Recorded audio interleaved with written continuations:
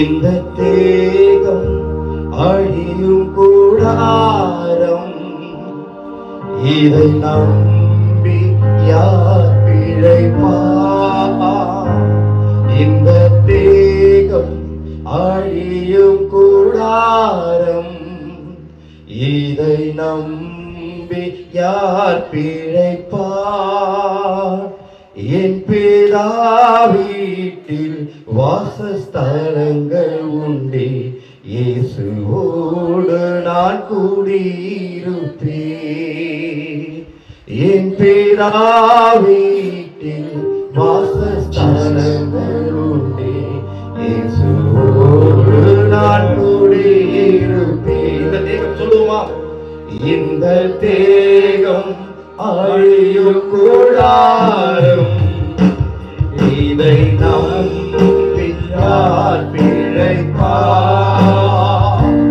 இந்த தேகம் அழியும் கூடாரம், இதை நம்பி யார் பிழைப்பார்? என் பிதா வீட்டில் வாசஸ்தலங்கள் உண்டே, நான் கூடியிருப்பேன். அவர் பாதம் வீண்டு பணிந்தேன், ஆனந்த கண்ணீர் வடித்தேன். என் கூட்டம் ஜெயத்துடன் முடியும், அந்த நாடு சுதந்தரிப்பேன். அவர் பாதம் மீது பணிந்தேன், ஆனந்த கண்ணீர் வடித்தேன். என் கூட்டம் ஜெயத்துடன் முடியும், அந்த நாடு சுதந்தரிப்பேன். கஷ்டம் கண்ணீர் நிறைந்த உலகை, கஷ்டம் கண்ணீர் நிறைந்த உலகை கடந்தென்று நான் மறைவேன். கஷ்டம் கண்ணீர் நிறைந்த உலகை கடந்தென்று நான் மறைவேன். ஜீவ ஊற்றருவி என்னை நடத்தி நீரை துடைத்திடுவார். ஜீவ ஊற்றருவி என்னை நடத்தி சென்றே, தேவன் தன் நீரை துடைத்திடுவார். அவர் பாதம் வீழ்ந்து பணிந்தேன், ஆனந்த கண்ணீர் வடித்தேன். என் கூட்டம் ஜெயத்துடன் முடியும், அந்த நாடு சுதந்தரிப்பேன். கரங்களை தட்டி ஹல்லேலூயா. என் ஓட்டம் ஜெயத்துடன் முடியும். ஒரே ஒரு காரியத்தை நன்றாக மனதில் பதிய வைத்துக் கொள்ளுங்க. அந்த நாடை நாம் சுதந்தரிக்க வேண்டும். அந்த நாடு தான் நமக்கு முக்கியம். அந்த தேசம் நமக்கு முக்கியம். நான் போய் உங்களுக்கு ஒரு வாசஸ்தலத்தை ஆயத்தப்படுத்துவேன்னு சொல்லி ஆண்டவர் போயிருக்கிறார். திரும்ப வர போறாரு. நம்ம அவரோடு கூட போகணும். அந்த தேசம் அதை முதலாவது நம்முடைய மனதில் பதிய வைக்கணும். இந்த உலகத்துல கொஞ்ச காலம் இந்த பூமியில நாம் கஷ்டப்பாடுகள் நாம் சகிக்க போறோம். அதற்கப்புறம் ஒரு நல்ல ஒரு வாழ்க்கை, நம் கண்ணீரை துடைக்கிற ஒரு வாழ்க்கையை ஆண்டவர் வைத்திருக்கிறார். இப்படி கரத்துல ஒப்பு கொடுக்கிறேன். நான் இந்த நாமத்தை மகிமைப்படுத்தும், அந்த தேசத்துக்கென்று எங்களை ஆயத்தப்படுத்தும். இயேசு கிறிஸ்துவின் நாமத்தில் ஜெபிக்கிற நல்ல பிதாவே, ஆமென். ஹல்லேலூயா. ஒரு வசனத்தை நாம் வாசிப்போம். பிலிப்பியர் 3வது அதிகாரம் 12வது வசனம்.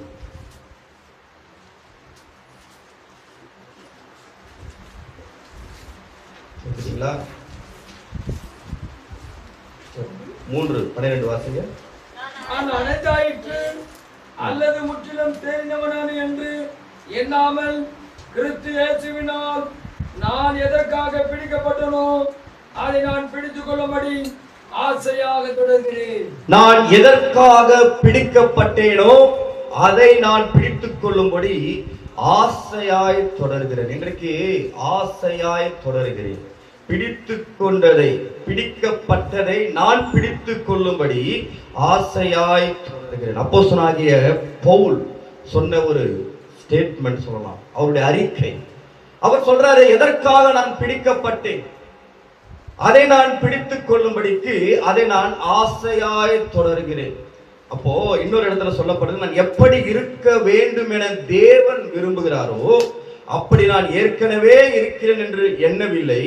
நான் இன்று வரை கூட எனக்காக கிறிஸ்துவாலாக்கப்பட்ட அந்த குறிக்கோளை நான் அடையவில்லை. ஆனால் தொடர்ந்து அந்த குறிக்கோளை அடைவதற்கான முயற்சியில் நான் ஈடுபட்டிருக்கிறேன். இது ஒரு வேதாகமத்தில் சொல்லப்பட்டிருக்கிறது. ஆசையாய் தொடர்கிறேன். எதற்காக நான் பிடிக்கப்பட்டேனோ அதை நான் பிடித்துக் கொள்ளும்படி ஆசையாய் தொடர்கிறேன். இன்றைக்கு ஒரு கேள்வி, இந்த கிறிஸ்துவ வாழ்க்கையை நாம் எந்த அளவுக்கு ஆசையாய் தொடர்கிறோம்? இன்றைக்கு நாம் பிடிக்கப்பட்டோம். இன்னைக்கு நம்முடைய வார்த்தையில சொல்லும் போது நான் ரட்சிக்கப்பட்டேன் நான் சொல்லுவோம் இல்லையா, நான் ரட்சிக்கப்பட்டேன்னு சொல்லுவோம். ஆனால் தேவனுடைய வார்த்தையின்படி நாம் ஒவ்வொருவரும் அவரால் பிடிக்கப்பட்டிருக்கிறோம். எத்தனை பேர் ஆமென் சொல்ல முடியும்? இந்த பிடித்தல் என்று சொன்னால் அது கைது செய்வது போன்று, பிடித்தல் என்று சொன்னால் அது கையகப்படுத்துவது போன்றது. இன்றைக்கு நீங்களும் நானும் இயேசு கிறிஸ்துவினாலே வெவ்வேறு சூழ்நிலையில் அவருக்காக நாம் அவரால் பிடிக்கப்பட்டிருக்கிறோம், அவரால் கைது செய்யப்பட்டிருக்கிறோம், அவரால் கையகப்படுத்தப்பட்டிருக்கிறோம் என்பதை நாம் மறந்து போகக்கூடாது. ஆமென் சொல்றீங்களா? இன்றைக்கு எதேச்சையாக என்னுடைய கஷ்டங்கள் தீர்ந்தது, என்னுடைய கவலைகள் தீர்ந்தது, என்னுடைய பிரச்சனைகள் தீர்ந்தது, என்னுடைய வியாதிகள் குணமானது என்று சொல்லி ஒருவேளை நாம் சபையில வந்து அமர்ந்திருக்கலாம். ஆனால் ஏதோ ஒரு வகையில தேவன் உங்களை என்னையும் அவருக்காக பிடித்திருக்கிறார். இன்னைக்கு நீங்களும் நானும் அவரால் பிடிக்கப்பட்டிருக்கிறோம், அவரால் கையகப்படுத்தப்பட்டிருக்கிறோம். ஹல்லேலூயா. அப்போஸ்தலனாகிய பவுல் சொல்லுகிற வார்த்தை. பவுல் யார்? பவுலுடைய வாழ்க்கையை பார்க்கும்போது அவர் சிலிசியா பட்டணத்துல, தர்சு பட்டணத்துல வாழ்ந்தவர். இயேசு கிறிஸ்துக்கும் அவருக்கும் 4 வருடங்கள் தான் வித்தியாசம் என்று சொல்லி நன்றாக படித்தவர். ஆனால் ஒரு நாள் அவரை தேவன் இயேசு கிறிஸ்து பிடித்தார்.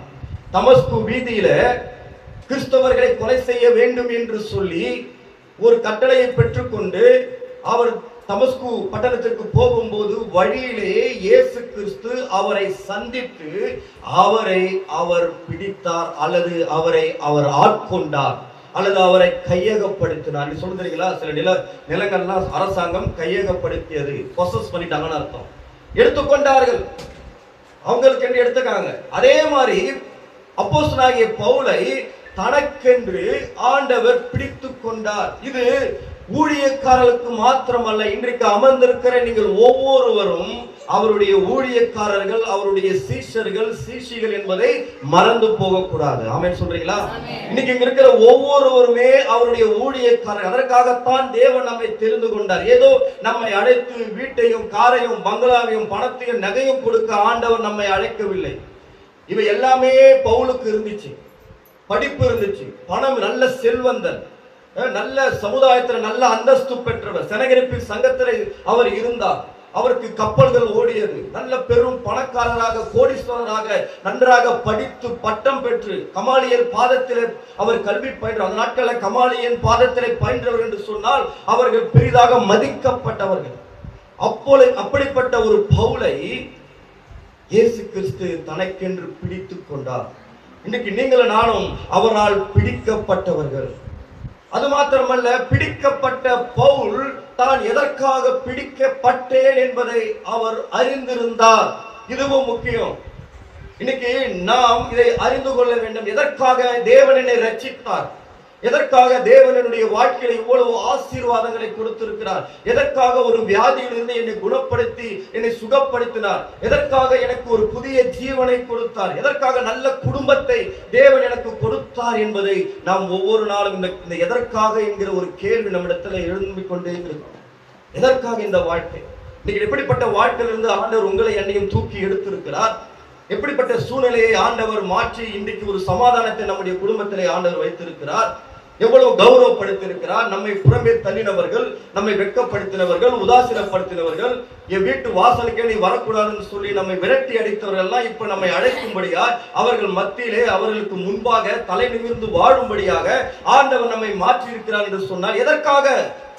ஏன் ஆண்டவர் செய்தார்? எப்படியே இருந்துட்டு அவர் கொடுக்கறதெல்லாம் வாங்கி நாம அனுபவிச்சுட்டு அப்படியே போக வேண்டும் என்பதற்காகவா? யோசனை பண்ணி பாருங்க. அப்ப எதற்காக நான் பிடிக்கப்பட்டேன்? எதற்காக ரட்சிக்கப்பட்டேன்? எதற்காக சபையிலே தேவன் நினைத்திருக்கிறார்? எதற்காக ஒரு அபிஷேகம் பண்ணப்பட்ட ஊழியரை நமக்காக நியமித்திருக்கிறார்? எதற்காக ஊழியங்களை சபையிலே ஒழுங்குபடுத்தி இருக்கிறார்? எல்லாவற்றிற்கும் எதற்காக என்கிற ஒரு கேள்வி நமக்குள்ளே எழ வேண்டும். ஏதோ ஞாயிற்றுக்கிழமை மாத்திரம் என்னுடைய கடமை முடிந்து விட்டது என்று சொல்லி வந்து போவதற்காக தேவன் நம்மை பிடிக்கவில்லை, தேவன் நம்மை தெரிந்து கொள்ளவில்லை. அல்லேலூயா. எத்தனை பேர் ஆமென் சொல்றீங்க? அல்லேலூயா. அப்ப எதற்காக நான் பிடிக்கப்பட்டேன்? பவுல் அதை அறிந்திருந்தார். நான் எதற்காக பிடிக்கப்பட்டேன்? அவர் எல்லாவற்றையும் விட்டு, ஆண்டவரே நான் என்ன செய்ய வேண்டும்? என்னை ஆண்டவர் பிடித்தார், என்னை ஆண்டவர் தெரிந்து கொண்டார். என் குடும்பத்திலே நான் முதலாவது நான் ரட்சிக்கப்பட்டேன். அவருடைய மரணத்தின் தரிசனத்தை நான் நேரடியாக பெற்றேன். இன்றைக்கு அவருடைய ஊழியத்தை எனக்கு கிடைத்த நேரத்தில் நான் செய்து கொண்டிருக்கிறேன். நான் அறிந்து கொண்டேன் எதற்காக ஆண்டவர் என்னை ரட்சித்தார், எதற்காக என் பாவத்தை மன்னித்தார், எதற்காக அந்த குடும்பத்திலிருந்து என்னை பிரித்தெடுத்தார். அப்ப இன்னைக்கு இந்த கேள்வியை நாம் ஒரு நாள் நாம் எழுப்புவதே இல்லை. ஆனா அநேக கேள்விகளை ஆண்டவரிடத்துல கேட்போம், அநேக விண்ணப்பங்களை ஆண்டவரிடத்துல வைப்போம், அநேக புலம்பல்களை ஆண்டவரிடத்துல வைப்போம். என்றைக்காவது ஒரு நாள் ஆண்டவரே எனக்கு ஏன் இந்த வாழ்க்கையை கொடுத்தீர்கள், என்னை ஏன் உயர்த்தி வைத்திருக்கிறீர்கள், நான் எதற்காக பிடிக்கப்பட்ட, எதற்காக என்னை ரட்சித்தீர் என்று இன்றைக்காவது ஒரு நாள் மறந்தும் நாம் கேட்டிருக்கிறோமா? இதை அப்போஸ்தலனாகிய பவுல் கேட்டாரு. நான் என்ன செய்யணும் பாருங்க. அப்போஸ்தலர் 9 அதிகாரம் 15, 16 வாசிக்கும் போது அங்கே அனனியா தீர்க்கதரிசி அவர் சொல்றாருன்னு சொன்னா, கர்த்தர் நீ போ, அவன் புறஜாதிகளுக்கும் ராஜாக்களுக்கும் இஸ்ரவேல் புத்திரருக்கும் என்னுடைய நாமத்தை அறிவிக்கிறதற்காக நான் தெரிந்து கொண்ட பாத்திரமாக இருக்கிறான். அவன் என்னுடைய நாமத்தின் நிமித்தம் எவ்வளவாய் பாடுபட வேண்டும் என்பதை நான் அவனுக்கு காண்பிப்பேன். எல்லாவற்றையும் சொல்லிட்டு சொல்றாரு, என் நாமத்தின் நிமித்தம் அவன் எவ்வளவு பாடுபட வேண்டும். அப்போ நல்லா யோசனை பண்ணுங்க, தான் எதற்காக ஆண்டவரால் பிடிக்கப்பட்டேன், என்னுடைய வேலை என்ன என்பதை பவுல் அறிந்து, அது மாத்திரமல்ல நான் சுகபோகமாக வாழப்போகிறேனா, அப்படிப்பட்ட வாழ்க்கைக்கா ஆண்டவர் என்னை தெரிந்து கொண்டார் என்பதை அவர் சொல்றார் பாருங்க. என் நிமித்தமாக, என்னுடைய நாமத்தின் நிமித்தமாக எவ்வளவாய் அவன் பாடுபட வேண்டும் என்பதை நான் அவனுக்கு காண்பிப்பேன். அழைக்கும் போதே சொல்லிட்டாரு, என் நாமத்தின் நிமித்தமாக அவன் எவ்வளவாய் பாடுபட வேண்டும். யோசனை பண்ணி பாருங்க. இன்னைக்கு உபத்திரவம், பாடுகள், இவர்களை நாம் ஏற்றுக்கொள்வதில்லை. ஒரே புலம்பல். ஒரு விஷயம் தெரியுமா? இன்னைக்கு பொருளாதார பிரச்சனை தான் இன்றைக்கு எல்லாரையும் வாட்டி வளைத்துக் கொண்டிருக்கிறது. அப்படிதானே? யாரை கேட்டாலும் பணம் இல்லை, பணம் இல்லை, எனக்கும் பணம், எல்லாருக்கும் பணம் தேவைதான்.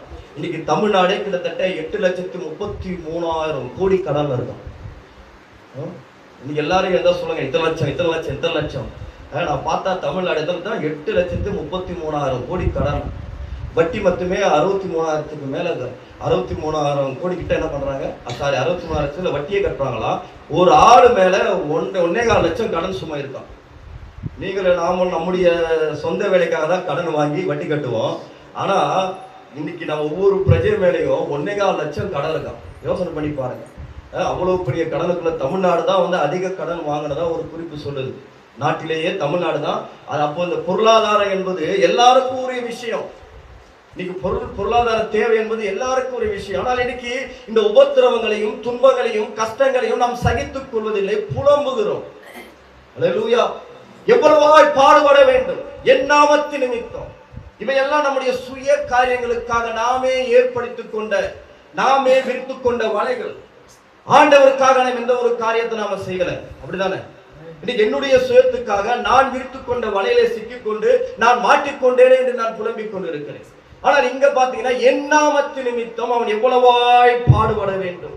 அது மாத்திரமல்ல, எபேசியர் 1:4 பவுல் சொல்வாரு, உலக தோற்றத்துக்கு முன்னே கிறிஸ்துவுக்கு நம்மை தெரிந்து கொண்டபடி நான் பாதகன் போல கட்டப்பட்டு துன்பத்தை அனுபவிக்கிறேன். உடனே இயேசு கிறிஸ்துக்கு ரட்சிக்கப்பட்ட உடனே நமக்கு செல்வம் வந்துடும், வீடு வந்துடும் நினைச்சு அந்த எண்ணத்துல யாரும் தயவு செய்து ஆண்டவரை பின்பற்ற வேண்டாம். நான் இப்படிதான் சொல்லுவேன். ஆண்டவர் அதற்காக அந்த ஒரு காரியத்துக்காக எல்லா கோயிலுக்கு போனா நல்லது கிடைக்கும், அங்க போய் நீங்க சுத்திட்டு வாங்க, 10 சுத்துங்க, எங்க போய் மொட்டை அடிங்க, அங்க போய் அதை தூக்குங்க இதை தூக்குங்க, உங்களுக்கு நல்லது கிடைக்கும் சொல்ற மாதிரி நீங்க சபைக்கு வாங்க, நன்மைகள் வரும்.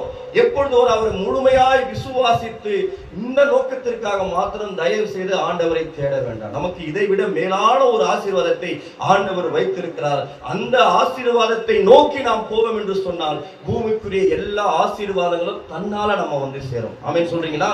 ஹல்லேலூயா. இன்னைக்கு நாம் கேட்காமலேயே ஆண்டவர் அநேக காரியங்களை, நீங்க நல்லா பாருங்க, இயேசு கிறிஸ்து பிரசங்கம் பண்ணி கொண்டு இருக்கிறாரு. 5000 புருஷருக்கு மேல இருக்கிறாங்க.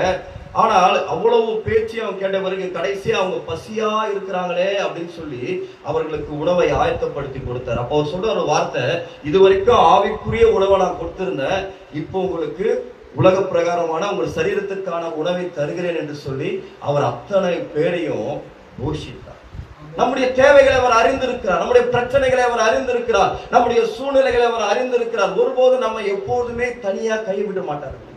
இன்னைக்கு மனுஷன் கை விட்டுருவாங்க, கையை பிடிச்சி 2 பேரும் சொல்லுவாங்க இல்லையா, பரிசுத்த மெய் விவாகத்துல சொல்லுவாங்க இல்லையா, துன்பத்திலும் இன்பத்திலும் சாவிலும், அது எப்படி சொல்றாங்க வாழ்விலும், அது உண்மையாதான் சொல்றாங்களான்னு தெரியல. எதனா ஒரு சூழ்நிலை வரும்போது நீ யாரு நான் யாரும் சொல்லி பிரிந்து அப்படிலாம் ஆண்டவர் நம்மை எப்போ கரம் பிடித்தாரோ அது முதற்கொண்டு இதுவரை அவர் நம்மை கைவிடாமல் பாதுகாத்து வருகிறார். ஆமென் சொல்றீங்களா? ஹல்லேலூயா. நான் எதற்காக பிடிக்கப்பட்டேன்? அப்படி பிடிக்கப்பட்ட நான் இதை நான் ஆசையாய் தொடர்கிறேனா? பவுல் எப்பொழுதுமே இதற்காக சோர்ந்து போல, அவ்வளவு துன்பங்கள் தன்னுடைய வாழ்க்கையில வந்த போதும் இயேசு கிறிஸ்து நிமித்தமாக அவர் சொல்றாரு பாருங்க, நீங்க 2 கொரிந்தியர் 11:24-27 நீங்கள் வாசிக்கும் போது, அநேக தரம் நான் மரண அவதியில் அகப்பட்டு யூதர்களால் 1:40 அடி 5 தரம் நான் வாங்கினேன். எத்தனை தரம் வாங்கினாரா? 5 தரம். சாதாரண அடி அல்ல, இயேசு கிறிஸ்து ஒரே தரம் தான் வாங்கினாரு. 39 கசையடிகள் ஒரே தரம் வாங்கினார். ஆனா இவர் அது போல 5 முறை வாங்கினாரா. 3 தரம் மிலாறுகளால் அடிப்பட்டேன். மிலாறு என்றால் அடிச்சு இழுத்தா சதையோட பிச்சுட்டு வரும். 3 தரம். ஒரு தரம் கல்லெறியுண்டே, 3 தரம் கப்பர் சேதத்தில் இருந்தேன், ஒரு ராப்பகல் முழுவதும் போக்கினேன், அநேக தரம் பிரயாணம் பண்ணினேன், ஆறுகளால் வந்த மோசம், கல்லரால் வந்த மோசம், என் சுயஜனங்களால் வந்த மோசம், அந்நிய ஜனங்களால் வந்த மோசம். அடேங்கப்பா, என்னங்க இது? பவுலுடைய கஷ்டத்தை பாருங்க. ஆண்டவர் ரட்சித்தாருங்க, அவரை பிடிச்சு கொண்டாருங்க, ஊழியத்தை செய்யும்படியா ஒரு லிஸ்டே போடுறாருங்க. இந்த கஷ்டத்துல எந்த கஷ்டம் நம்ம வாழ்க்கையில நம்ம பட்டிருக்கோம் சொல்லுங்க பார்க்கலாம்? எந்த கஷ்டம் நான் அனுபவிச்சிருக்கோம்? ஆனா இன்னைக்கு நம்ம புலம்புறோம், ஒரே கஷ்டங்க, ஒரே கஷ்டம், ஒரே புலம்புங்க. இந்த வாழ்க்கை ஐயோ போர் அடிச்சு போச்சுங்க. எத்தனை மோசங்கள், பிரயாசத்திலும் வருத்தத்திலும், அநேக கண் விழிப்புகளிலும், பசியிலும் தாகத்திலும், அநேக முறை உபவாசங்களிலும், குளிரிலும், நிர்வாணத்திலும் இருந்தேன். யோசனை பண்ணி பார்ப்போம். இன்னைக்கு நம்ம கிறிஸ்துவுக்காக என்ன தியாகம் பண்ணிருக்கிறோம். இன்னைக்கு ஆண்டவர் நம்முடைய ஜபத்தை கேட்கலன்னா நாம என்ன பண்றோம்? ஆண்டவர் நோக்கி இத்தனை வருஷம் நான் சபைக்கு போறேன், இத்தனை முறை நான் உபவாசம் இருக்கிறேன், இத்தனை நாள் நான் ஆண்டவருக்காக பிரயாசப்படுகிறேன், ஆனா என் ஜபம் கேட்கப்படவில்லையே என்று சொல்லி நம்ம என்ன பண்றோம்? புலம்ப ஆரம்பிக்கிறோம். ஆண்டவரை எதிர்த்து பேசுகிற கூட அளவு கூட நம்ம துணிந்து விடுகிறோம். என்ன ஆண்டவர் உனக்கு கண் இல்லையா, காது இல்லையா, மூக்கு இல்லையா என்றெல்லாம் பேச ஆரம்பிச்சிடறாங்க. ஆனா இவர் எந்தவித எதிர்பார்ப்பும் இல்லாமல், நான் பிடிக்கப்பட்டேன், என் தேசு என்னை சந்தித்தார், ஒரு நோக்கத்துக்காக சந்தித்தார், புறஜாதிகளுக்கு ராஜாக்களும் அவரை பற்றி அறிவிப்பதற்காக என்னை சந்தித்தார். அப்போ அதை நான் பிடித்து கொண்டு அதை ஆசையாய் தொடர்கிறார். கரங்களை வைத்து ஆமென் சொல்லாமா? அப்ப என்ன அர்த்தம்? மிலாறுகளால் அடிக்கும் போதும் அவர் அந்த வலியை பார்க்கல, அவரை பிடித்த இயேசுவை பார்க்க ஆரம்பித்தார். 5 முறை அடிபடும் போதும் அந்த வலியை சகிக்கல, அவரை பிடித்த இயேசுவை பார்த்தார். அவர் சாப்பிடாம இருந்தாரு, நிர்வாணமா இருந்தாரு, குளிர்ல இருந்தாரு, குளிர்ந்து போய் மழையில இருந்தாரு, கண்விழிப்பில் இருந்தாரு, பசி தாகத்தில் இருந்தபோது அதை அவர் பொருட்படுத்தவில்லை. இன்னைக்கு சின்ன கஷ்டம் என்று சொன்னாலே நாம் என்ன பண்றோம்? சபைக்கு ஆப்சென்ட் ஆயிடுறோம். மனசே சரியில்லைங்க, மனசே சரியில்லை, ரொம்ப கவலையா இருக்கு, சபைக்கு ஆப்சென்ட் ஆகிற, ஜெபிக்க மாட்டேன்றோம், வேதத்தை வாசிக்க மாட்டேன்றோம். ஆனா இத்தனைகளும் அவர் ஆசையா தொடர்ந்தார் என்று சொன்னால் இன்னைக்கு நீங்களும் நானும் என்ன செய்து கொண்டு இருக்கிறோம்? இன்னைக்கு நம்ம ஆசையா தொடர்கிறோமா? நமக்கு வர எதிர்ப்புகளை, நமக்கு வர கவலைகளையும் துன்பங்களையும் கஷ்டங்களையும் ஒன்றுமே கிறிஸ்துவ நிமித்தமாய் வரவில்லை. யாராவது கிறிஸ்துவ நிமித்தமா வந்தது நம்மளால சொல்ல முடியுமா? இவை எல்லாமே நம்முடைய சுய விருப்பத்தினாலே வந்ததுதான். சுய இச்சையினால சுய இஷ்டத்தினாலே செய்து கொண்டுதான் நாம் சிக்கிக்கொண்டு இவர்கள் நாம் அனுபவித்துக் கொண்டு இருக்கிறோம். நான் கூட அப்படிதான் பல காரியங்களில் இந்த சுய சிந்தனையில மாட்டிக்கொண்டு வெளியே வர முடியாம தவித்துக் கொண்டிருக்கிறேன். ஆனால் ஆண்டவருக்காக இதெல்லாம் அனுபவிக்கிறேன்னா கிடையாது. ஆனால் பவுல் பாருங்க, எந்தவித எதிர்பார்ப்புமே இல்லாமல் ஆண்டவர் அதை தருவார் இதை தருவார். ஆண்டவர் சொல்லிட்டாரு, இவன் என் நாமத்தின் நிமித்தமாய் எவ்வளவாய் பாடுபட வேண்டும் என்பதை நான் அவனுக்கு உணர்த்துவேன். அப்போ இன்றைக்கு அதை அவர் ஆசையாய் பிடித்து கொண்டு அவருடைய பாதையை நோக்கி சென்றார் சொன்னால், இன்றைக்கு நீங்களும் நானும் என்ன செய்து கொண்டு இருக்கிறோம்? இன்னைக்கு ஆண்டவருடைய நோக்கத்தை ஆண்டவருடைய திட்டத்தை நாம் நிறைவேற்றி கொண்டிருக்கிறோமா? வருஷங்கள் இத்தனை ஆச்சு, இந்த சபைக்கு வந்து இத்தனை வருடங்கள் ஆகிவிட்டது. ஒரு ஆத்மாவது ஆண்டவருக்காக நாம் கொண்டு வந்து சபையிலே நாம் இணைத்திருக்கிறோமா? இன்னைக்கு சபை விட்டு நாம் என்ன பண்றோம்? போறதுக்கு ரெடியா இருக்கிறோம். விட்டா போதுன்னு போறதுக்கு ரெடியா இருக்கிறோம். ஏதோ பாஸ்டுக்காக தான் வரேன் நான். இப்படி வருவரெல்லாம் ஒரு சில பேர் ஏதோ பாஸ்ட் போகிறதுக்காக வரேன். ஆனா உண்மையாகவே ஆண்டவருக்காக, ஆண்டவர் என்னை ரட்சித்தாரே, ஆண்டவர் என்னை பிடித்தாரே, அவருக்காக நான் ஏதாவது செய்யணுமே. ஹல்லேலூயா, ஹல்லேலூயா. பாருங்க, பவுல் சொல்றாரு, அவர் எல்லாவற்றையும் குப்பையும் நஷ்டமாக எண்ணி அவர் எதற்காக அடைத்தாரோ அதை மாத்திரம் அவர் பிடித்து கொண்டு அவர் ஆசையாய் அதை தொடர்ந்தார். ஹல்லேலூயா. அவருடைய குறிக்கோளை அவர் தெரிந்து கொண்டார். கடைசியில் அவர் சொன்னார், கிறிஸ்து எனக்கு ஜீவன், சாவு எனக்கு ஆதாயம். அவ்வளவுதான், ஒரே வார்த்தை. கிறிஸ்து எனக்கு ஜீவன்க, சாவு எனக்கு ஆதாயங்க. எந்த நேரத்தில் நான் சாவதுக்கு ஆண்டவருக்காக நான் மரிப்பதற்கு நான் தயாரா இருக்கேன். இந்த உலகம் என்ன ஒண்ணும் செய்யாதுங்க. இந்த உலகம் வந்து கிறிஸ்துவின் அன்பை விட்டு என்னை பிரிக்காதுங்க. துன்பம், பசி எது வந்தாலும் சரி, நாசம் மோசம் எது வந்தாலும் இந்த கிறிஸ்துவின் அன்பை விட்டு என்னை பிரிப்பவன் யார் என்ற நிலையில் அவர் வந்துட்டாருன்னா, காரணம் அவரை அழைத்தவரை யார், அவரை பிடித்தவர் யார், அவர் எப்படிப்பட்ட வாழ்க்கை வாழ்ந்தார் என்பதை அவர் அறிந்திருந்தார். இன்றைக்கு இயேசுவை சரியாக அறிந்தால் மாத்திரமே அவரால் பிடிக்கப்பட்ட நாமும் இந்த உலகத்துல ஒரு சரியான வாழ்க்கை நம்மளால வாழ முடியும். நம்முடைய தலைவனை பற்றி சரியாக தெரியாத எந்த கட்சியும் நிலைச்சு நிற்காது. அது எந்த இயக்கமா இருந்தாலும் தன் தலைவன் யார் என்பதை தெரிந்தால் மாத்திரம்தான் அந்த தொண்டர்கள் சரியாக என்ன பண்ண முடியும்? அந்த கட்சிக்கு பின்பற்றி அதன் கட்டளைகளை பின்பற்றி நடக்க முடியும். தன் தலைவர் யார், அவர் அதற்கு நமக்கு முன்பாக ஒரு முன்மாதிரியான வாழ்க்கை அவர் வாழ்ந்து கொண்டிருக்கிறாரா? அப்படி இருந்தாதான் அந்த இயக்கம் வந்து என்ன படும்? அதே கொள்கையை பின்பற்றி வாழும். தலைவர் சொல்வது ஒன்று, தலைவர் செய்வது ஒன்றா இருந்தா அந்த தொண்டர்கள் எப்படி இருப்பாங்க? உண்மையற்றவர்களாய் காணப்படும். நம்முடைய தலைவர் இயேசு கிறிஸ்து அவர் சொன்னபடியே வாழ்ந்தார். ஒரு முன்மாதிரியான வாழ்க்கை, ஒரு அடி சுவடுகளை பின்பற்றும்படியாக அவர் நமக்கு முன்மாதிரியான வாழ்க்கை வாழ்ந்து காட்டினார். அவரை பின்பற்றுகிற நாம் அப்போஸ்தலனாகிய பவுல் அவரை பின்பற்றினார். அவர் சொல்றாரு, உங்களுக்கு ஒருவேளை அவரை பின்பற்றுவதற்கு கஷ்டமா கடினமா இருந்தா நான் எப்படி கிறிஸ்துவை பின்பற்றணும் அதை போல நீங்க என்ன பார்த்து அவரை பின்பற்றுங்க அப்படின்னு சொல்லி கொடுத்தாரு. ஹல்லேலூயா. இன்னைக்கு நாம் எப்படி இருக்கிறோம்? இது வரைக்கும் நான் சொன்னது எத்தனை பேருக்கு புரிஞ்சது? கையை தூக்காத பார்த்தா ஒருத்தருக்கும் புரியல கூட தெரிந்தேன். நானதான் பேசினேன்னா. ஹல்லேலூயா. அப்ப எதற்காக நான் பிடிக்கப்பட்டேன்? இன்னைக்கு நான் எப்படி இருக்கிறோம்? எதற்காக பிடிக்கப்பட்டோம் அல்லது எதற்காக தெரிந்து கொள்ளப்பட்டோம்? இன்னைக்கு நம்ம என்ன பண்றோம்னா ஒரு விசுவாசியாவே இருந்தெல்லாம் பார்க்கிறோம். எப்படி இருக்கணும் பார்க்கிறோம்? அந்த விசுவாசிலே ஒரு கேட்டகரி இருக்கு. என்ன கேட்டகரினா சீனியர் விசுவாசி. சீனியர் விசுவாசினா அந்த சபை ஆரம்பிக்கும் போதே அவங்க விசுவாசியா வந்து உட்காந்துருப்பாங்க. சீனியர் மோஸ்ட் எப்படின்னா அவங்க சீனியர் மோஸ்ட்னா பாஸ்டர் வந்து சபை ஆரம்பிக்கும் போது சபை ஆரம்பிக்கலாம் நினைச்சாரு பார்த்தீங்களா, அப்பத்திருந்தே கூட இருப்பாங்க. அவர் பாஸ்டர் வந்து ஒரு சபை கட்டணும்னு ஒரு தீர்மானம் பண்ண அப்பத்திருந்தே நான் கூட இருக்கிறேன். அவங்க சீனியர் மோஸ்ட் விசுவாசி. அப்ப இன்றைக்கு பாத்தீங்கன்னா விசுவாசி தரம் பிரித்து நம்ம என்ன பண்றோம்? ஒவ்வொரு ரகத்துல அவங்க வேலை என்னன்னா வருவாங்க, பாஸ்டர் பார்ப்பாங்க, பேசுவாங்க, சரிங்க ஐயா அவங்களால முடிஞ்சதை செஞ்சுட்டு ஒரு தசம பாகமோ காணிக்கையோ கொடுத்துட்டு அதுக்கப்புறம் அவன் டச்சே கிடையாது. அவ்வளவுதான்.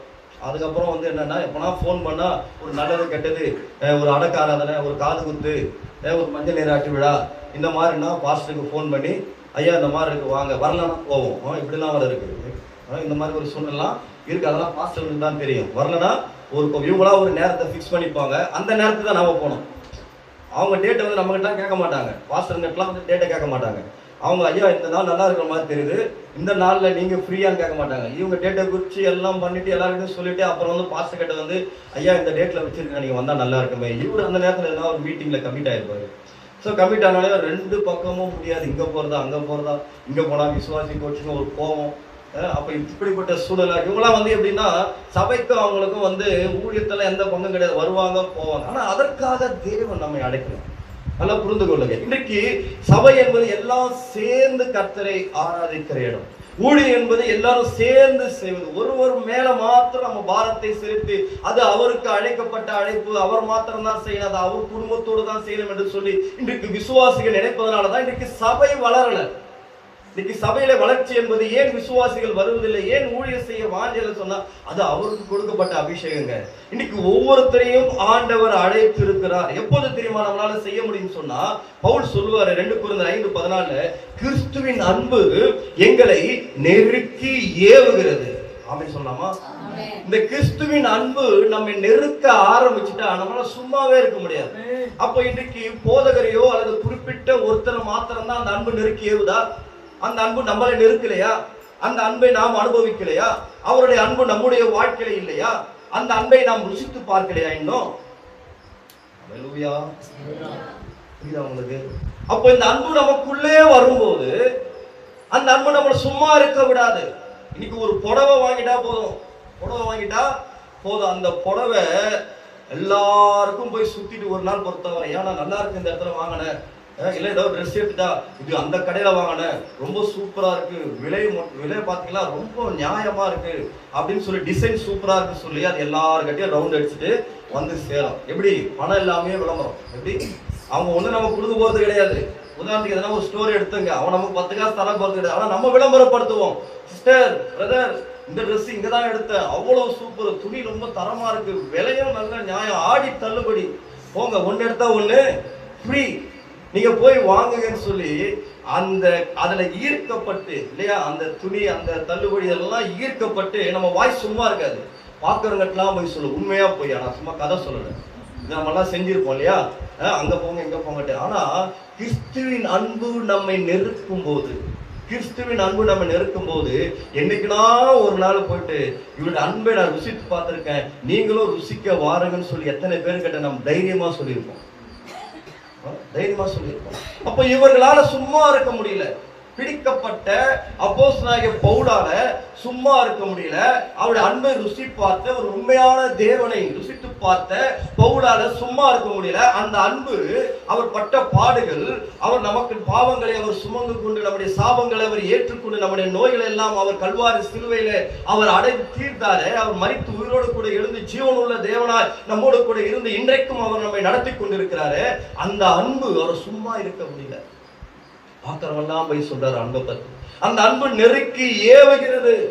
இயேசு கிறிஸ்து அதான் சொன்னார், நீங்கள் புறப்பட்டு போய் சகல ஜாதிகளையும் நீங்க என்ன பண்ணுங்க, சுவிசேஷம் அறிவித்து அவர்களை சீஷராக்குங்கன்னு சொன்னாரு.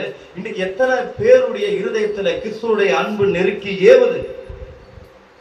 நெருக்கி ஏவுதா? அந்த அன்பு நம்ம நெருக்குகிறதா?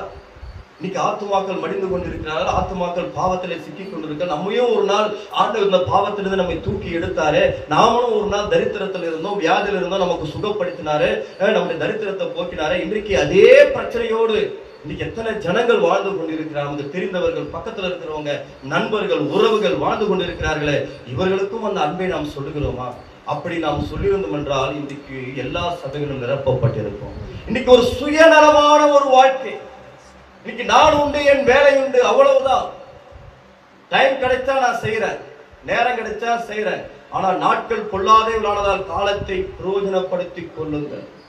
இன்னைக்கு இந்த காலத்தை, நேரம் என்பது நமக்கு தேவன் கொடுத்திருக்கிற ஒரு பொக்கிஷம் என்பதை நாம் மறந்து போகக்கூடாது.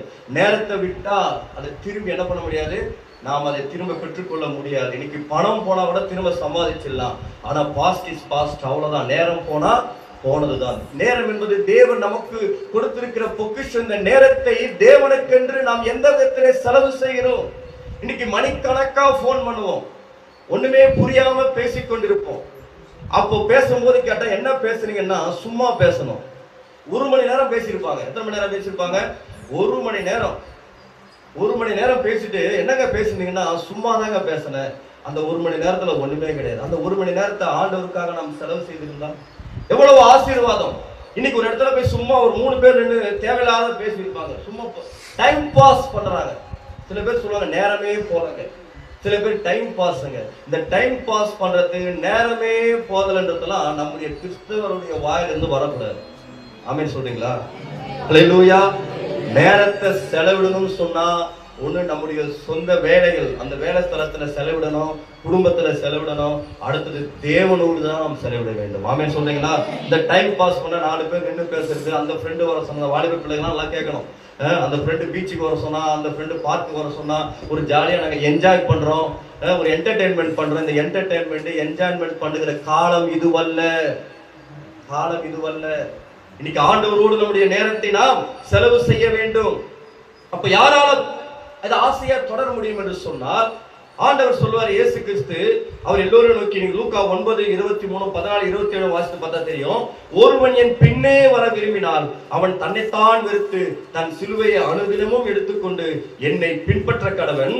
தன் சிலுவையை சுமந்து கொண்டு எனக்கு பின் செல்லாதவன் எனக்கு அவன் சீஷனாய் இருக்க மாட்டான். அப்ப யாரால ஆசையாய் தொடர முடியும் என்று சொன்னால், தன்னைத்தானே வெறுத்து தன் சிலுவையை சுமந்து கொண்டு வருகிறவன். நல்லா புரிஞ்சுக்கங்க. எல்லாராலையும் ஆசையா தொடர முடியாது. அதற்காக தான் பவுல் சொல்றாரு, நான் ஆசையாய் தொடர்கிறேன், அதற்காகத்தான் அது தொடரும்படியாகத்தான் நான் எல்லாவற்றையும் குப்பையும் நஷ்டமுமாய் எண்ணினேன். அப்ப என்றைக்கு இந்த உலகத்தை நாம் குப்பையும் நஷ்டமுமா எண்ணுகிறோமோ, நம்முடைய ஆசை, இன்னைக்கு பாத்தீங்கன்னா இருதயத்தை வேற ஒருத்தர்கிட்ட கொடுத்துட்டேன், இப்ப என் இருதயம் என்கிட்ட இல்ல, இப்படி அநேகர் சொல்றதை நாம் கேட்டிருப்போம் இல்லையா? அப்போ இந்த இருதயம் முழுவதும் தேவனால் நிரப்பப்பட்டிருக்குமே ஆனால், இயேசுவின் அன்பால் நிரப்பப்பட்டிருக்குமே ஆனால், இந்த உலகம் நமக்கு பெருசா தெரியாது. இன்னைக்கு ஒரு பைத்தியக்காரனிடத்துல போயிட்டு ஒரு 500 ரூபாய் பணத்தை கொடுத்தா அவனை பொறுத்த வரைக்கும் அது ஒரு காகிதம், அவ்வளவுதான். ஏன்னா அது அவனுக்கு வேல்யூ தெரியாது. அவனை பொறுத்த வரைக்கும் அந்த காகிதம், அந்த சுருட்டி காதுல விடுவான், சுருட்டி மூக்குல விடுவான், கசிக்கு போடுவான். ஏன்னா அது வேல்யூ தெரியாது. இன்றைக்கு அதே ஒரு 500 ரூபாய் நமக்கு கீழே கிடைச்சதுன்னா அந்த 500 ரூபாய் கையில வச்சுன்னு பல விதத்துல யோசனை பண்ணுவோம். ஏதாவது ஹோட்டல்ல போய் நல்லா சாப்பிடலாமா, என்ன பண்ணலாம் அந்த 500 ரூபாய்ன்ட்டு பல யோசனை பண்ணுவோம். நமக்கு அந்த வேல்யூ தெரியும். இன்றைக்கு நாம் உலகத்திற்கு பைத்தியமாய் மாற வேண்டும், கிறிஸ்துவுக்குள்ள பைத்தியமாய் நாம் மாற வேண்டும். ஹல்லேலூயா. அப்படி பைத்தியம் சொன்னா எல்லா இடத்துலயும் பைபிளை வச்சு சொல்றது அது கிடையாது. பைத்தியம் என்று சொல்வது நம்முடைய எதன் மேலே நாம் அதிகமாய் தீவிர கவனம் செலுத்துகிறோம், எதன் மேல் நம்முடைய பற்றுதல் அதிகமாய் இருக்கிறது. அப்ப இன்றைக்கு கிறிஸ்துவின் மேல் நம்முடைய பற்றுதல் அதிகமாக இருக்குமே ஆனால், இந்த உலகத்தில் இருக்கிற எந்த ஆசைகளும் இச்சைகளும் பாவங்களும் நம்மை அது டிஸ்டர்ப் பண்ணாது, நம்மை தொடராது. அவர்களை சீப்போ என்று நாம் விரட்டி விடுவோம். இந்த பாவ ஆசை, பண ஆசை அல்லது மாம்ச இச்சைகள் இவைகள் நம்மை மேற்கொள்ளாது. காரணம், நம் கிறிஸ்துவுக்குள்ளாய் அவர் மேல நாம் பைத்தியமாய் இருந்தால் இந்த உலகம் நம்மை ஒன்றும் செய்யாது. நம் உலகத்திலிருந்து நாம் தப்பித்துக் கொள்வோம். இன்றைக்கு அரைகுறையாய் நாம் இன்றைக்கு வசனத்தை கேட்பதும், அரைகுறையாய் நாம் ஜெபிப்பதும், ஒரு அரைகுறை கிறிஸ்தவ வாழ்க்கை நாம் வாழ்ந்து கொண்டிருப்போமானால் சுலபமாக இன்றைக்கு பிசாசினுடைய வலையில் நாம் சிக்கிக் கொள்வோம். ஹல்லேலூயா. எத்தனை பேருக்கு புரியுது நான் சொல்றது? இன்னும் 5 நிமிடத்துல முடிச்சிருவேன். அப்போ எல்லாரும் கேட்கறாங்க, சீசர் எல்லாம் கேட்கறாங்க, பேதுருலாம், எல்லாத்தையும் விட்டுட்டு உங்க பின்னாடி நான் வந்துட்டோமே, எங்களுக்கு என்ன கிடைக்கும்?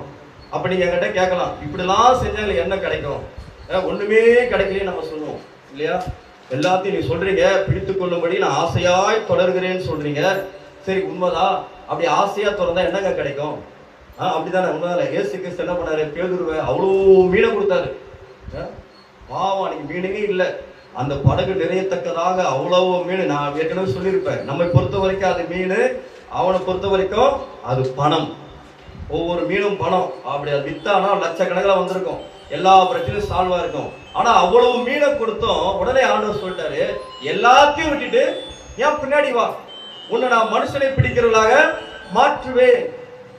நல்லா யோசனை பண்ணுங்க. அதான் பேதுரு சொல்றாரு, எல்லாத்தையும் விட்டுட்டு நம்ம பின்பற்றி வந்துட்டுமே, இன்னைக்கு என்ன கிடைக்கும் அப்படின்னு சொல்லும் போது ஆண்டவர் சொல்றாரு, என் நாமத்தின் நிமித்தம் வீட்டையாவது, சகோதரரையாவது, சகோதரிகளையாவது, தகப்பனையாவது, தாயையாவது, மனைவியாவது, பிள்ளைகளையாவது, நிலங்களையாவது விட்டவன் எவனோ அவன் 100 அடைந்து நித்திய ஜீவனையும் சுதந்திரித்துக் கொள்வான். ஒரு கரங்களை தட்டி ஆண்டவருக்கு நன்றி சொல்லுவான். ஹல்லேலூயா. இன்னைக்கு ஒருவேளை நாம் ஆண்டவருக்காக வாழ்கிற வாழ்க்கை சில நஷ்டங்களை இந்த பூமியில நாம் சந்திக்க வேண்டி இருக்கும். கிறிஸ்துவை ஏற்றுக்கொண்டது நிமித்தம் சில உலக நஷ்டங்களை நாம் அனுபவிக்கலாம். ஆனால் இந்த நஷ்டங்கள் எல்லாம் நித்திய ஜீவனுக்கு ஏதுவான லாபமாக ஆண்டவர் நமக்கு மாற்றி கொடுத்திருக்கிறார். ஹல்லேலூயா, ஹல்லேலூயா. இந்த உலகம் நமக்கு ஒரு மாயை, இந்த உலகம் ஒரு கனவு. நான் ஒரு உதாரணம் சொல்லுவேன். நம்ம கனவுல எவ்வளவு பணக்காரரை விட வாழ்ந்துடலாம். திடீர்னு பணக்காரரா அவன மாதிரிலாம் தெரியும், கார்ல வந்து சில பேர் கனவு காணுவாங்க இல்லையா. நம்ம ஐயா அப்துல் கலாம் ஐயா சொன்ன விஷயம், கனவு காண்பது வேறு. நீங்க உங்க வாழ்க்கை குறித்து இன்னைக்கு சில பேர் பகற் கனவு காண்பாங்க, அப்படியே வந்துடாது. நமக்கு தெரிந்த ஒருத்தவங்களுக்கு இன்னும் பணமே வரல, ஆனா வரத்துக்குள்ளே பணம் வந்தா அதை வாங்கின இதை வாங்கின அப்படி வாங்கிட்டு பகற் கனவு காண்ற மாதிரிலாம் இன்னைக்கு அப்படிதான் அந்த உலகமும். அது ஒரு மாயை, அவ்வளவுதான். நான் வாழ்கிற வாழ்க்கை ஒரு மாயை, நாம் வைத்திருக்கிற உறவுகள் ஒரு மாயை. நான் சொல்லுவேன், இந்த உறவுகள்லாம் ஒரு நாள் நம்ம விட்டு போயிடும். ஒரு நாள் பிரசங்கத்தில் நான் சொன்னேன், என் மனைவி பிள்ளைகளிடத்துல சொன்னேன், இந்த உறவு என்பது இந்த பூமியில் இருக்கிற வரைக்கும் தான். நான் உனக்கு அப்பா, நீ எனக்கு பிள்ளை, நீ எனக்கு மனைவி, நான் உனக்கு கணவன். இதெல்லாம் இந்த உலகத்தில் இருக்கிறவங்க. இதை கடந்து போனால் அங்க உறவு இல்லை, அங்க எந்த விதமான சொந்த பந்தங்கள் கிடையாது. நாம் தேவ தூதர்களைப் போல தேவனை ஆராய்த்துக் கொண்டிருப்போம். அப்ப இருக்கிற வரைக்கும் இந்த உறவுகளை நாம் நேசிக்கணும், உறவுகளில் நாம் ஐக்கியம் வைத்துக் கொள்ள வேண்டும், உறவுகளில் சமாதானமா இருக்கணும். ஆண்டவர் கொடுக்கிற ஆசீர்வாதத்தை அங்கீகரித்துக் கொள்ள வேண்டும். ஆண்டவர் ஒரு நாள் பிரியாணி கொடுத்தாருன்னா நல்லா சந்தோஷமா, ஆண்டவரே நீ கொடுத்த பிரியாணி லெக் பீஸ் இல்லைனாலும் பரவாயில்ல, ஆண்டவரே நீ கொடுத்த பிரியாணிக்கு சோத்திரம் சொல்லி சந்தோஷமா சாப்பிடணும். இல்லது கிடைக்க ஒரு நாள், ஐயோ நமக்கு குழம்பு கூட சாதாரண ரசம் சோறா, ஆண்டவரே நீ கொடுத்த இந்த ரசம் சாப்பாடுக்காக நன்றி ஆண்டவர். ஹல்லேலூயா. இந்த இடத்துக்கு ஏன்னா மாயை இவையெல்லாம் ஒரு நாள் நம்ம விட்டு போயிடும். இன்னைக்கு பெரும் பணக்காரர்லாம் என்ன பண்ணுவாங்க, திடீர்னு ஒரு பிசினஸ் லாஸ் ஆனா அப்படியே கீழே இறங்கிடுவாங்க. இவெல்லாம் எங்க உருப்பட போறான்னு நினைக்கிறவங்களாம் பாத்தீங்கன்னா ஹை லெவல்ல நிற்பாங்க.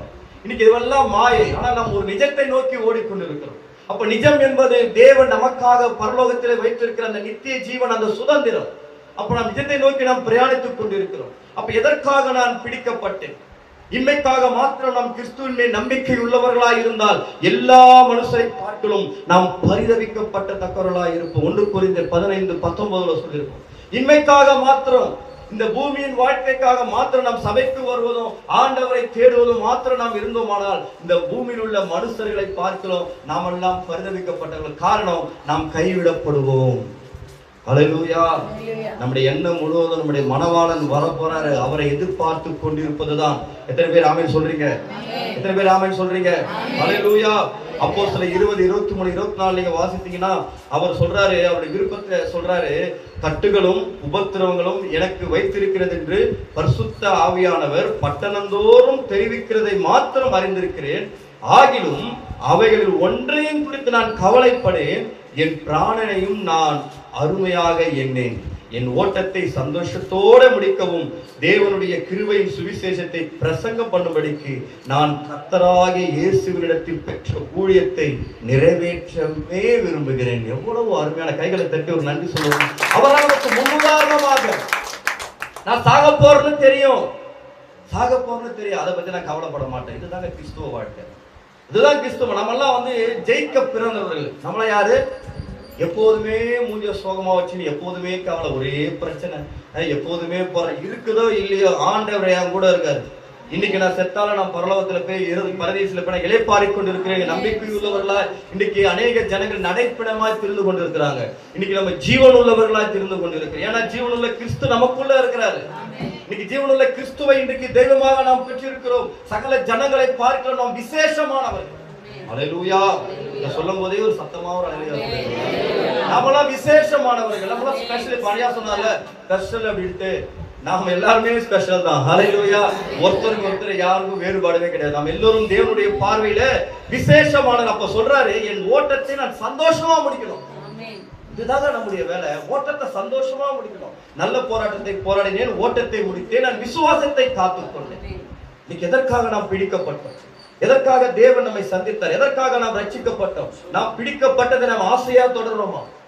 இன்னைக்கு எதன் மேல் நம்முடைய ஆசை, எதன் மேல் பற்று நமக்கு இருக்கிறது? நாம் குழந்தையை போல இருக்கிறோமா? இன்னைக்கு குழந்தைத்தனமா இருக்கிறோமா? குழந்தையை போல யோசிக்கிறோமா? குழந்தையை போல சிந்திக்கிறோமா? இன்னைக்கு நாமெல்லாம் வளர்ந்தவர்களாய், முதிர்ச்சி அடைந்தவர்களாய், தேர்ச்சி பெற்றவர்களாய் அவரை அறிகிற அறிவிலை நாம் வளர வேண்டும். நம்முடைய சபையில் நம்முடைய பங்கு என்ன? இன்றைக்கும் தேவனுடைய அன்பு நம்மை நெருக்கி ஏவுதா? ஆண்டவருக்காக என்ன சாதிச்சோம்? ஆண்டவருக்காக என்ன நாம செஞ்சோம்? எத்தனை பேர் ஆண்டவருக்காக நாம் வழி நடத்தினோம்? எத்தனை ஆத்துமாக்களை நாம் பரலோகத்துல சேர்த்த? நம்ம கண்களுக்கு முன்பாக அநேக ஆத்துமாக்கள் பாவத்தில, போதைகளில, விபச்சாரம், வேசித்தத்தில அவர்கள் மடிந்து கொண்டிருக்கிறார்களே. அவர்களை குறித்த நம்முடைய கரிசனை என்ன? அவர்கள் நம்முடைய சகோதரர்கள், அவர்கள் நம்முடைய பெற்றோர்கள், அவர்கள் நம்மை சார்ந்தவர்கள், தேவனால் படைக்கப்பட்டவர்கள். இன்னைக்கு எப்ப தெரியுமா அந்த ஒரே காரியத்தை சொல்லிட்டு நான் ஜெபித்து முடிக்கிறேன். அவர்களும் தேவனால் உண்டாக்கப்பட்டவர்கள் என்கிற எண்ணம் வரும்போதுதான் அவர்கள் மேல நமக்கு கரிசனையே வரும். இன்னைக்கு அவர்களும் தேவனால் உண்டாக்கப்பட்டவர்கள். அவர்களையும் ஆண்டவர் ஊதி என்ன பண்ணாரு? ஜீவாத்மாவை மாற்றினார். நம்மை போல அவர்களையும் ஆண்டவர் படைத்தார் என்கிற எண்ணம் நமக்குள்ள வரும்போதுதான் நம்ம மனுஷன முகத்தை பார்க்கல, அவருடைய ஆத்மாவை பார்க்கல. இந்த ஆத்மா ஆண்டவருடைய சமூகத்துல இருந்தா எவ்வளவு சந்தோஷமா இருக்கும். என்னையும் ஆண்டவர் தெரிந்து கொண்டாரு, ஏன் அவரை தெரிந்து கொள்ள மாட்டாருன்னு சொல்லி அவர்கள் மேல ஒரு கரிசனை நமக்குள்ளே வரும். நம்ம கண்களை மூடி ஆண்டவர் ஒப்பு கொடுக்க போறோம். ஹல்லேலூயா. நான் எதற்காக பிடிக்கப்பட்டேனோ அதை நான் பிடித்துக் கொள்ளும்படி நான் ஆசையாய் தொடர்கிறேன். எனக்கு வேற எந்த ஆசையும் இல்லப்பா. இந்த பணமா ஆண்டவர் செய்வாருங்க. தைரியமா இருங்க, தைரியமா இருங்க. உங்க வேலை நீங்க பாத்தீங்கன்னா அவர் வேலையை அவர் பார்ப்பாரு. ஒரு சாதாரணமான புரிஞ்சுக்கணும். ஹல்லேலூயா. ஓ ரிஷகரதலபரமா. எதற்காக நான் பிடிக்கப்பட்டேன்? எதற்காக பிடிக்கப்பட்டேன்? எதற்காக நான் பிடிக்கப்பட்டேன்?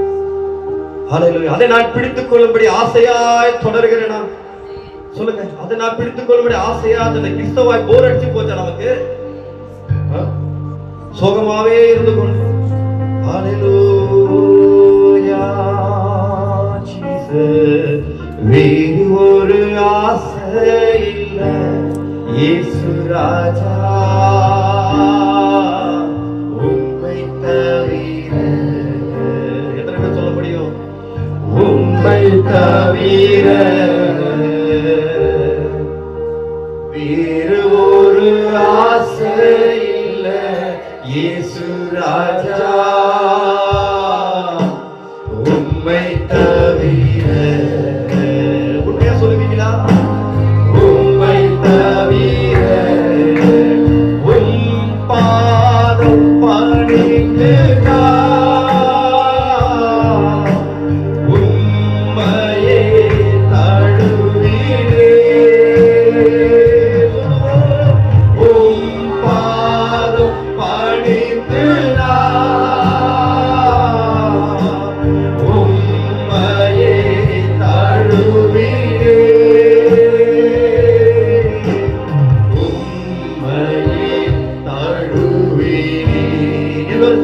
வேறொரு ஆசை இல்லை, வேறொரு ஆசை